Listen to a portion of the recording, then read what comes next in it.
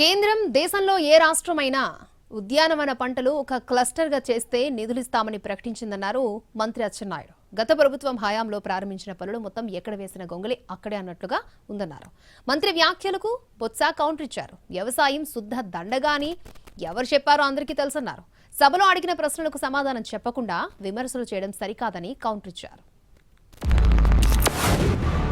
ఎవరైనా కట్టుకోవడానికి ముందుకొస్తే సబ్సిడీ ఇస్తాం.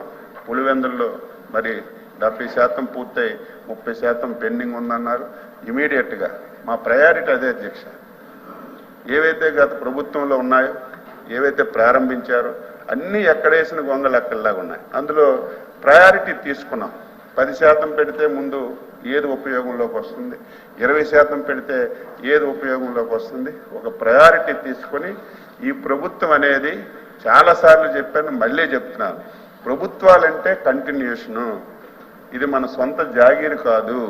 ఏదైతే క్లస్టర్స్ అని మీరు చెప్పారు సంతోషం. ఆ క్లస్టర్స్ కి కేంద్ర ప్రభుత్వం ఒక ఉంటే చెప్పండి, తర్వాత చెప్పండి, పర్వాలేదు, మాకేమీ అభ్యంతరం లే. కానీ విమర్శలు పోదామంటే విమర్శలు డిస్కస్ చేసుకుందాం, ఆ చర్చల్లో డిస్కస్ చేసుకుందాం.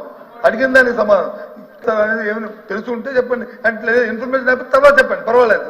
అంతేగాని మీరు ఉన్నప్పుడు చేస్తాం, మేము ఉన్నప్పుడు ఏం చేస్తాం, మీరు ఎవరికంతా చెప్పుకోవడానికి సమయం ఉంది.